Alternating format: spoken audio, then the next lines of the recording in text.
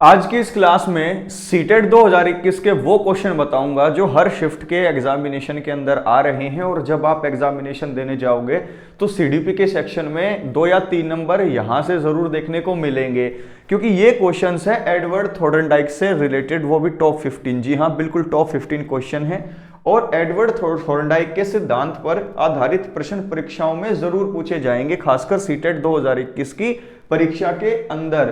तो if you want to crack CTET exam easily तो इस पूरी वीडियो को देखना है।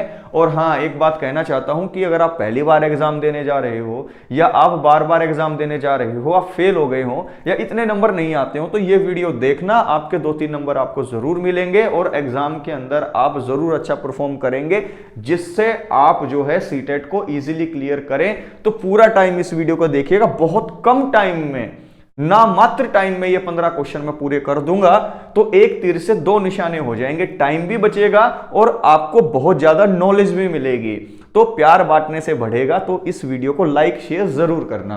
तो चलिए क्वेश्चंस को शुरू करते हैं। उससे पहले हमारी बीटीएस कनेक्टेड ऐप नहीं इंस्टॉल की तो कर लीजिए। यहां पर हमारी टेस्ट सीरीज चल रही है सीटेट ऑल सब्जेक्ट की, जरूर ज्वाइन कीजिए। 400 रुपीज में 60 डेज के लिए, पर महीने 200 रुपए, क्या दिक्कत है। चलिए शुरू करते हैं। थॉर्नडाइक के सिद्धांत पर आधारित जो है प्रश्न पक्के करें, 1 या 2 नंबर 101%। चलो पहला क्वेश्चन, मनोवैज्ञानिक थॉर्नडाइक ने पर्सनैलिटी को किस आधार पर बांटा है। अब देखिए, थॉर्नडाइक का लेना देना पर्सनैलिटी से भी है। तो थॉर्नडाइक ने जो पर्सनैलिटीज का बंटवारा किया था, जैसे युंग ने इंट्रोवर्ट एक्सट्रोवर्ट के बेस पर किया, वैसे थॉर्नडाइक ने किस बेस पर किया था।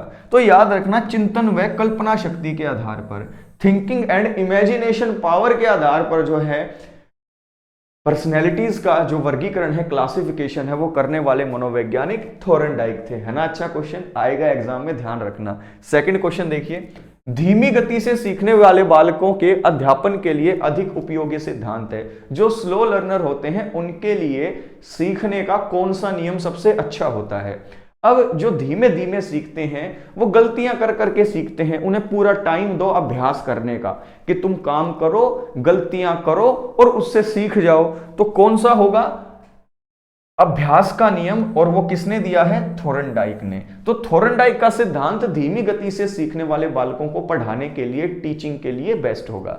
आगे, प्रयास और त्रुटि में सबसे महत्वपूर्ण क्या है, यानी कि व्हाट इज मोर इंपोर्टेंट इन या most important in trial and error. बताओ, ट्रायल और एरर में की जो पूरी प्रक्रिया है उसमें सबसे इंपॉर्टेंट क्या है। देखिए, प्रयास और त्रुटि का सिद्धांत कहता है जितना ज्यादा अभ्यास करोगे उतनी ज्यादा जो एरर है वो क्या हो जाएंगी, उतनी ज्यादा एरर कम हो जाएंगी, जितना ज्यादा आप अभ्यास करोगे। जैसे आप किसी चीज को सीखना शुरू करते हो तो शुरू में गलतियों की संख्या ज्यादा होती है, कई बार आप उस चीज को ठीक भी कर लेते हो, लेकिन जितना टाइम आप उसकी प्रैक्टिस कर लेते हो, आपके काम ठीक होने की संभावना ज्यादा रहती है। और एक टाइम ऐसा आता है कि आप उस काम को करना सीख जाते हो, गलती नहीं करते। तो प्रयास और त्रुटि में सबसे इंपॉर्टेंट है अभ्यास, प्रैक्टिस, क्योंकि अभ्यास से ही जो है त्रुटि की संख्या कम होगी और आप किसी भी काम को सीखेंगे। नेक्स्ट क्वेश्चन, अभ्यास का नियम, तत्परता का नियम और प्रभाव का नियम। एक प्रतिक्रिया का नियम में निम्नलिखित में से कौन सा मुख्य नियम नहीं है। अब देखो, मुख्य नियम थे 3। देखो, थॉर्नडाइक ने मुख्य नियम 3 दिए और गौण नियम जो सीखने के थे वो 5 दिए, तो टोटल 8 नियम दिए हैं। तो आपसे यह पूछा गया है कि आप मुझे यह बताओ कि कौन सा नियम थॉर्नडाइक का नहीं है। अभ्यास का नियम भी है, प्रभाव का नियम भी है, तैयारी का नियम भी है, अभ्यास के नियम का निकनेम है ये। तो ये 3 है, लेकिन अभिप्रेरणा का नियम अब्राहम मैस्लो का है, थॉर्नडाइक का नहीं है। तो आंसर हो गया बी। ठीक है, आगे बढ़ते हैं। 5वां, आप घोड़े को पानी तक ले जा सकते हैं पर उसे पानी पीने के लिए मजबूर नहीं कर सकते। यह कथन जो है थॉर्नडाइक के कौन से सिद्धांत को बिल्कुल अच्छे तरीके से सेटिस्फाई करता है। जैसे कि मैं आपके लिए कितनी वीडियो बना दूं, लेकिन मैं आपको देखने के लिए मजबूर तो नहीं कर सकता ना। यानी कि प्यासे को कितना ही आप जो है कुएं के पास ले जाओ, लेकिन अगर वो पानी नहीं पीना चाहेगा तो आप कुछ नहीं कर सकते। तो ये सीखने में रुचि का सिद्धांत है कि अगर कोई बच्चा पढ़ने में इंटरेस्ट नहीं ले रहा है तो टीचर चाहे कितने अच्छे तरीके से पढ़ाए, कितना ही इंपॉर्टेंट चीज उसे पढ़ाए, लेकिन वो पढ़ेगा नहीं।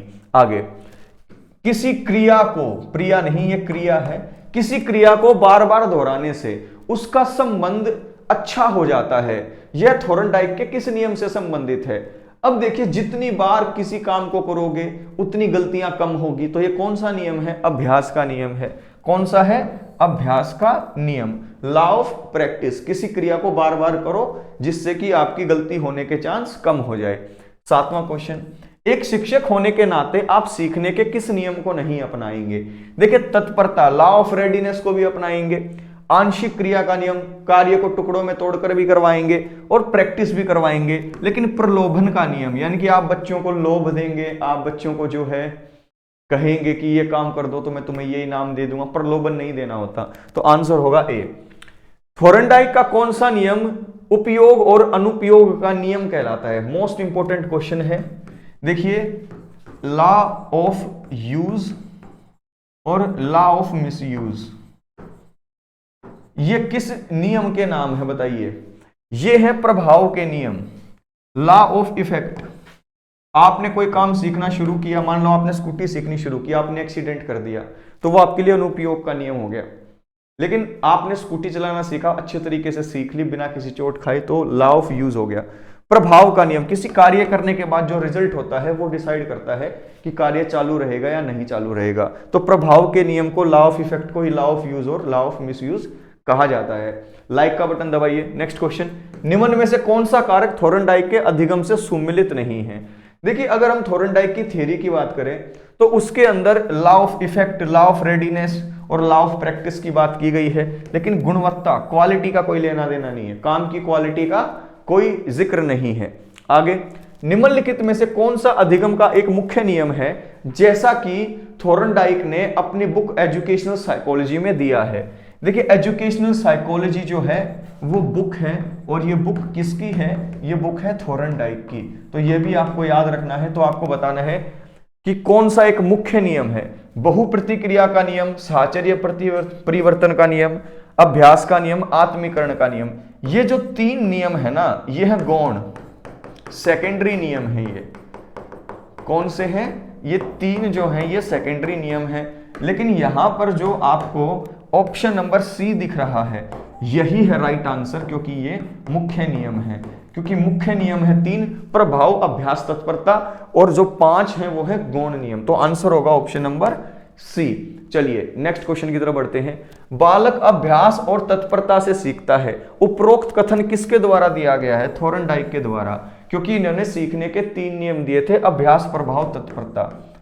अभ्यास यानी law of practice, law of effect यानी कि प्रभाव का नियम, और लॉ ऑफ रेडीनेस यानी कि आपका क्या बोलते हैं उसको, तत्परता का नियम।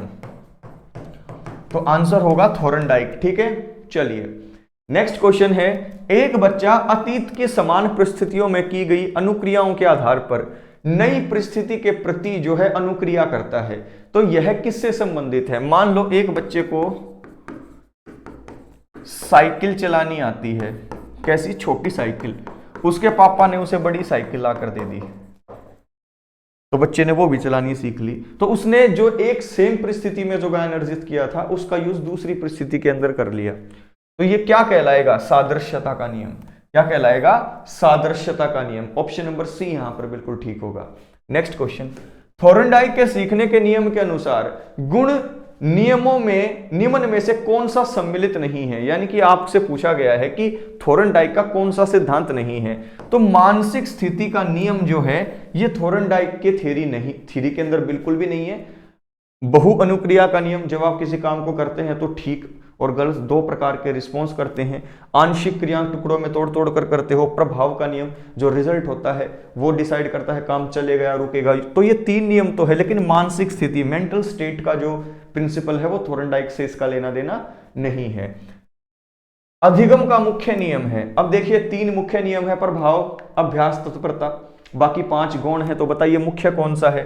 तत्परता का नियम, लॉ ऑफ रेडीनेस। बाकी जो है 5 गौण नियमों में से ये 3 है। चलिए, थोर्नडाइक के अधिगम सिद्धांत का शैक्षणिक महत्व किसमें है?